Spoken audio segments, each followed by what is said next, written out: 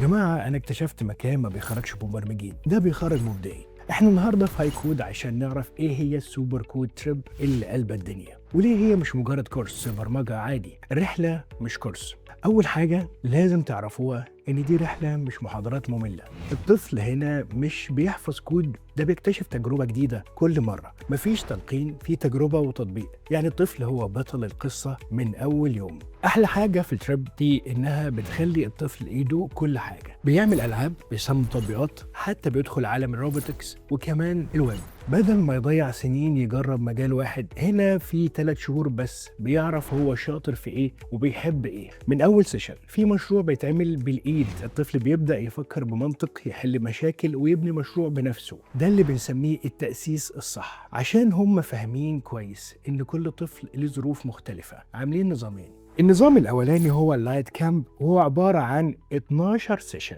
لو حابب تجرب تراكين مع بعض بالإضافة للمرحلة التأسيسية. تاني حاجة البرو كامب، وده بقى الروقان كله، 24 سيشن بيغطي كل المجالات اللي قلنا عليها وكمان التأسيس، عشان الطفل يخرج مخلص المرحلة والرحلة كاملة. المحتوى هنا متفصل تفصيل. أنصحكم تلحقوا الخصم اللي موجود دلوقتي للحجز المبكر.